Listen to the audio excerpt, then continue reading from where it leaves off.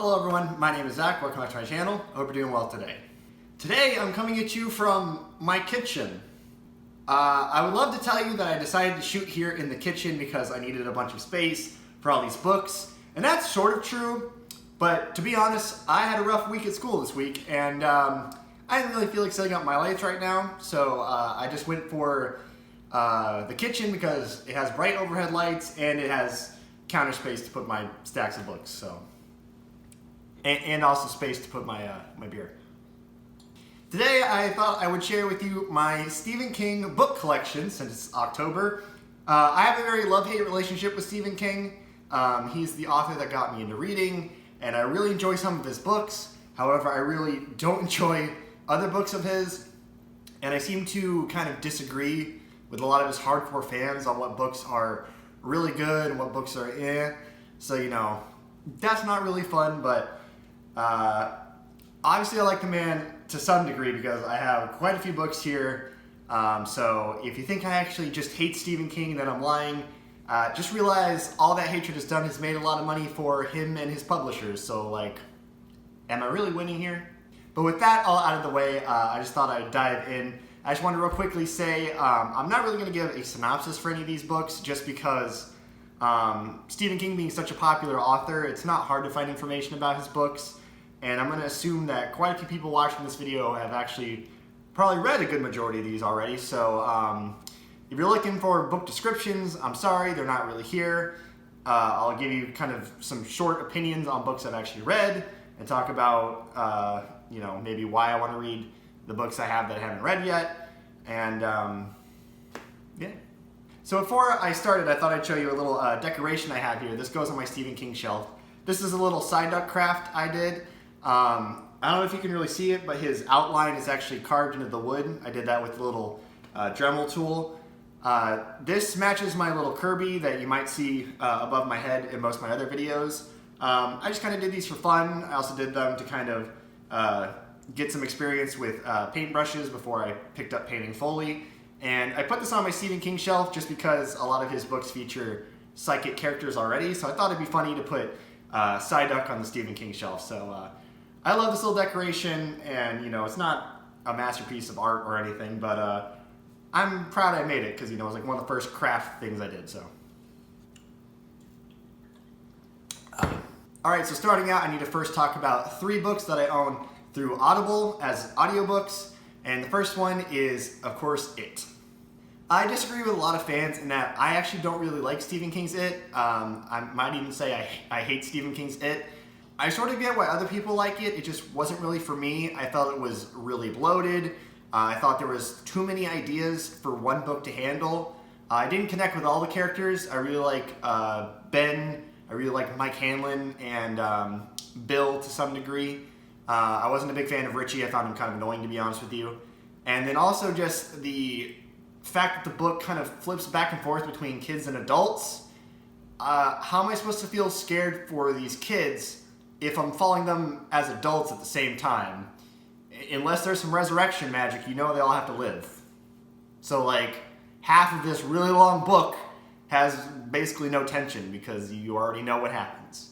Also, yes, that scene, it's gross.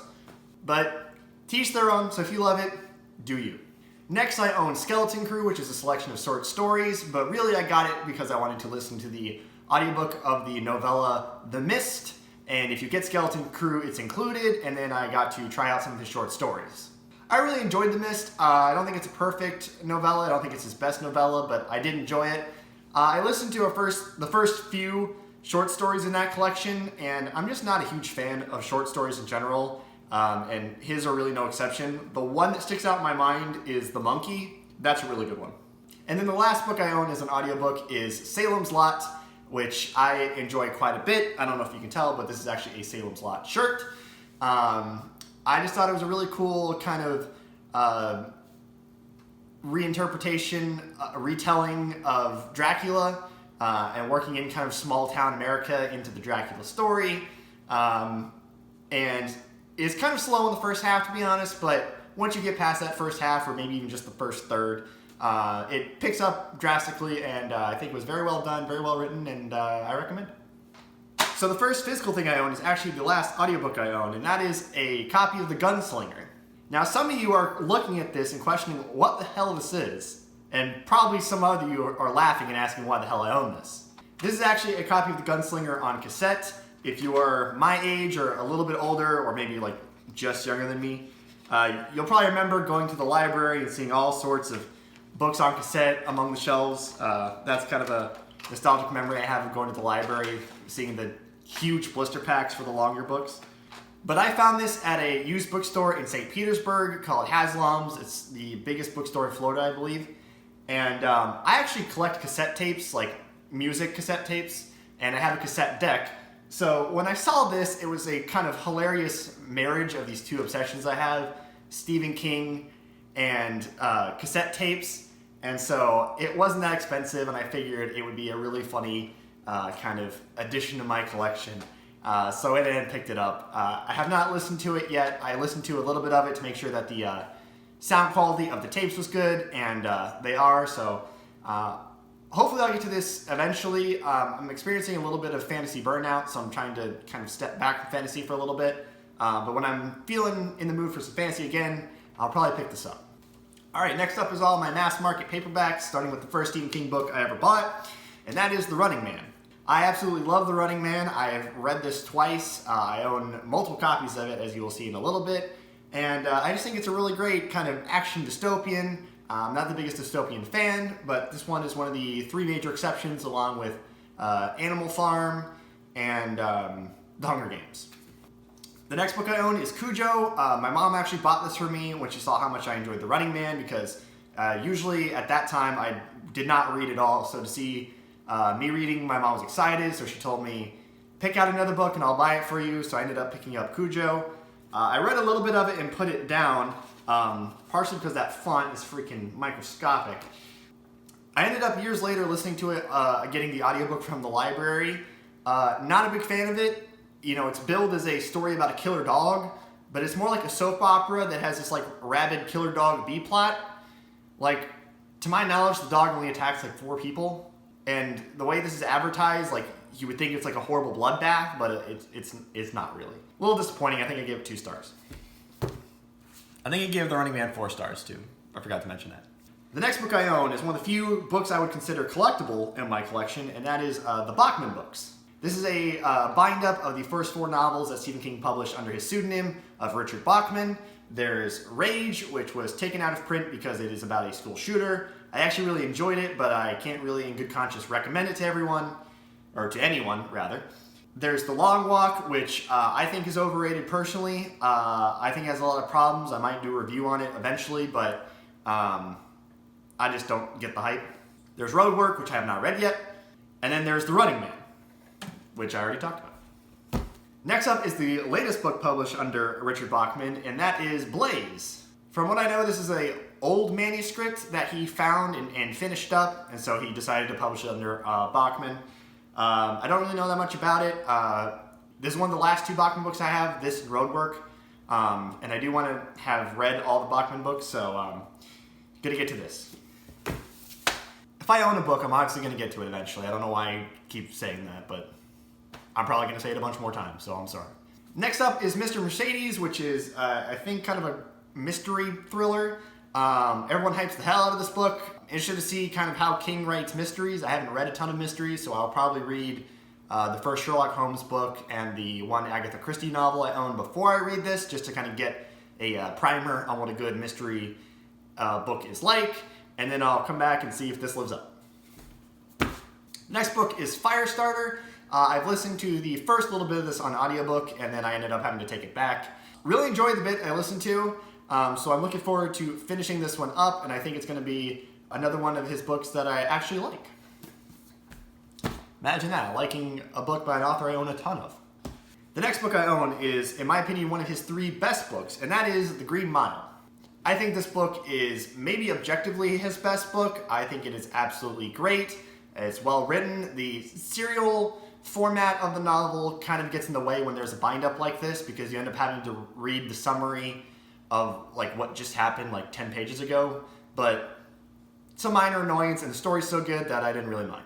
I would like to get a nicer hardcover of this eventually, but I just got to kind of wait for one to show up at my used bookstores. Next up is my first copy of Dolores, Claiborne, which is my favorite Stephen King novel. I think the writing style is really interesting. I think the story is really powerful. I hype this book up all the time, so you probably know how I feel about this, unless you're completely new to my channel. But I love Dolores Claiborne, and if you're going to read one of his novels, especially if you're not into horror, I would say Dolores Claiborne, and The Green Mile is also another great choice for that scenario. Now moving up into the full-size paperbacks, the first one I have here is my copy of The Shining. This was the first Stephen King book I read. I listened to this when I was 14 and really enjoyed it. I keep meaning to reread it, and I just haven't gotten around to it because it is a bit of a chunker, and the start is really slow from what I remember. Definitely really enjoy this book, and I definitely had to get it when I started buying books. This was one of the first books I bought. I do kind of want Salem's Lot in the same edition so that they're matching, because this was his third book and Salem's Lot was his second. So it'd be nice to have matching editions right next to each other on my shelf, but we'll see when I get to that. Books are expensive and I'm running out of room on my shelves. So next up is the first of my 5 colorful gallery editions. I don't know what to call them, but I really enjoy these. They all feature artwork by Jim Tierney, and I wish more of these editions were available. They're the ebook and audiobook covers, and unfortunately only so many of them made their way to physical print, and I was only able to get my hands on so many because they were being phased out when I first started purchasing books. But with that whole spiel out of the way, the first one is Gerald's Game. Laura, from what everyone else is reading, she really enjoys this book, so I'm interested to see what I'll think of it, because I think this is one of his lower rated books on Goodreads, but as we'll get to later, I really enjoy some of his books that are rated lower, so who knows, maybe I'll really like this one. Plus it ties into Dolores Claiborne, so you know, that helps with me. Alright, so next up is The Dark Half, and this was kind of inspired by the kind of discovery and subsequent killing of his pseudonym alter ego, Richard Bachman. Since I am a big fan of the Bachman books, since the first novel I loved by Stephen King was a Bachman novel, The Running Man again, I felt like I had to get this, plus, again, it's in this edition, which I really like. So, my mom didn't love this one, but she loved Misery and I didn't love that one, so maybe we'll be flipped, because this is the only other Stephen King book she read. I don't own Misery anymore, by the way.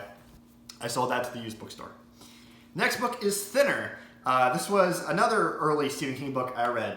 I think this one is okay. Part of the problem I have with it is that the setup involves a man accidentally hitting a gypsy woman with his car, and then things ensue. I don't really want to spoil it. Which, that setup is fine, but Stephen King feels the need to take it a step further in that he hit the gypsy woman with his car because his wife was giving him a happy handy while he was driving, and you will not forget that fact because the narrator reminds you of it every 5 seconds. It gets really annoying, and it's like, yes, I get it. I know your wife was feeling you up. Thank you for that information. Can you focus on resolving the scenario, please? Next up is another copy of The Running Man. So yeah, I do technically own 3 copies of The Running Man. And the last book I own in these gallery editions is The Dead Zone. I listened to the start of this on audiobook, but it was narrated by James Franco, and I wasn't really into his narration style. It was kind of boring me. So I decided to put that down. Boston Books just read this, and she was complaining that the book itself was boring, so who knows. This one's not really a priority, but I found it in this edition and wanted it, and, you know, I'll get to it one day. Alright, the next book I own is a copy of On Writing. This was actually a summer reading assignment for me junior year for AP English Language, and it's actually tabbed, and I decided to leave my sticky notes in here because they're really funny to read some of these. I remember really enjoying this book, but reading my sticky notes, you would think I hated it. I really let my inner 16-year-old asshole out in these notes for my English teacher to see, so I wish I could have seen her first reactions, because some of these are just, I look like a complete dick. Which, to be fair, I probably was at the time. We all grow and get better as we get older, right? Next up, I have Full Dark, No Stars. This is a novella collection of all thriller novellas. I learned through this book that I'm not really the biggest fan of thrillers. I've read 1922 and I've read A Good Marriage. I have a feeling after I read the other 2 books in the story, I'll probably sell this one off because I don't love it, and my Stephen King shelf is full, so if I'm going to get other books that I like more, this one needs to go. I'm trying to read every novella that Stephen King's ever written because it's a little more realistic for someone like me than reading every novel he's written. I bought this thinking I would keep it, and since I just don't really enjoy it, I'm probably going to get rid of it at some point. Speaking of novella collections, we have Different Seasons. I think this one's a tad overrated. Really, the problem with this one is that 2 of the novellas have been made into far better movies than their novella counterparts, those being The Shawshank Redemption, which is based on Rita Hayworth in The Shawshank Redemption, and Stand By Me, which is based on The Body. The novellas themselves are fine, but I think the movies are improved from the source material, and they're just so well acted and so well directed that they kind of blow the source material away. I do think this collection is worth it for the second novella in here, Apt Pupil, which absolutely just messed me up. It is one of the most screwed up stories I've ever read. Probably the scariest thing I've read from Stephen King, I feel. The last novella in here, The Breathing Method, it's kind of terrible in my opinion. It really seems like a really boring, bland short story that has like a second short story framing device added on to get it to like the bare minimum of novella length, and I just didn't think it was very good.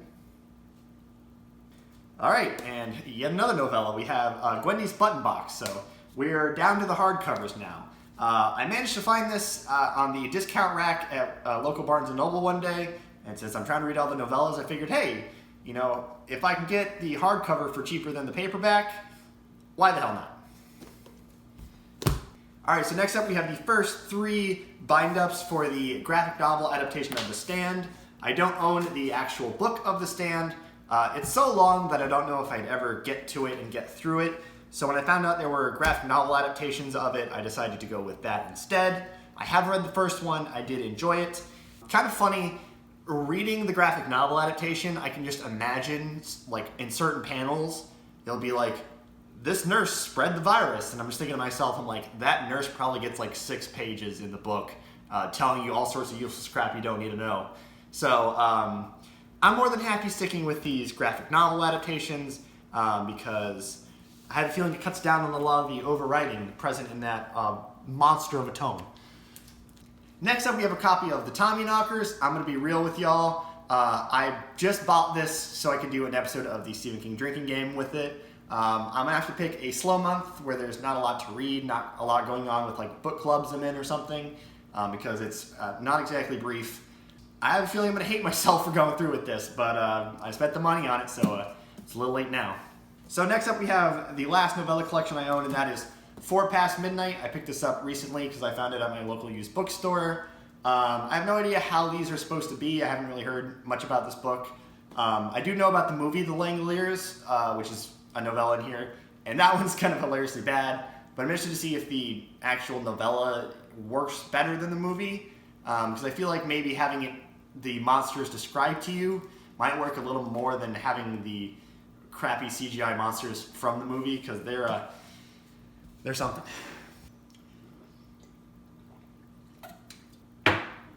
Alright, next up we have Desperation. You will probably know, if you are not new to this channel, I did an episode of the Stephen King drinking game where I talked about The Regulators, which is kind of the sister novel to this, or like alternate universe novel. I don't remember. I bought these 2 books because they are 2 of the books that inspired Silent Hill, which I love to death, and I'm trying to read all the books that inspired Silent Hill. I ended up getting rid of The Regulators. I just didn't want it on my shelf. I didn't want to look at it anymore. Originally I was going to keep all the Bachman books, but I just decided, you know, it's not worth having a collection of books if to complete that collection you need a book you hate. It just didn't work. But since I did already buy Desperation, and because I am trying to complete that reading goal of reading all the books that inspired Silent Hill, I have kept this, and I will read it eventually. I will probably get rid of this as soon as I finish it, unless it blows me away, which I kind of doubt, seeing how it's so tightly connected to The Regulators, and I hated that book so much, but you never know. Sometimes books can surprise you. Alright, next up I have a book I bought on vacation when I visited a used bookstore up in Tennessee, and that is Needful Things. This has been described as Stephen King's scariest book. I'm interested to see, as the 2 other books I see routinely called his scariest books, It and Pet Sematary. didn't really scare me at all. There were some scenes in it that creeped me out, but Pet Sematary didn't bother me in the slightest. So I'm interested to see if this one creeps me out. Plus, I find the premise kind of interesting.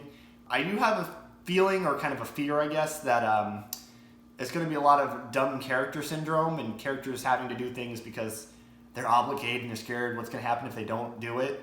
But hopefully I'm wrong. Hopefully this book blows me away because it's long, and if I'm going to commit to this long book, I want it to actually be good. All right, now down to, in my opinion, his most underrated book, and that's From a Buick 8. I've talked about this a few times on my channel. I really enjoy it. I think it deserves a lot more love than it gets. It has like a 3.44 on Goodreads or something, which is abysmal. And I don't really get it. Like, I really enjoyed this. Like, it's not his best book. It's not the book you should start with, but it's certainly a fun story, and if you've read a couple of his books already, I think it's something a little different. So, maybe try it. And the very last book in my Stephen King collection is, of course, my hardcover of Dolores, Claiborne, which is my favorite Stephen King story, if I didn't say that earlier. I bought this as soon as it came into my local used bookstore after I read the paperback version because I knew I wanted a hardcover of it, and I need to reread this soon because it's been far too long. I'm pretty sure I talked about this earlier, so I won't talk about it again, but just know I love this book.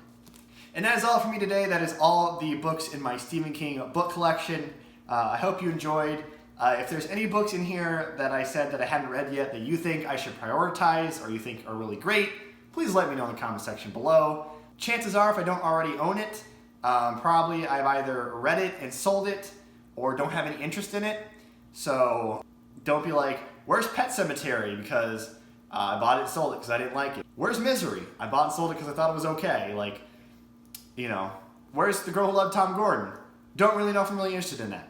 Nothing personally against you if any of those books are your personal favorite or you really like them, but just, there you go. Please don't bombard my comment section with buy more crap because I don't have any more room on my shelves and money is a thing. But with that being said, thank you all very much for watching. I hope you enjoyed this. Feel free to give it a thumbs up. Feel free to subscribe if you feel so inclined, and I will see you next time.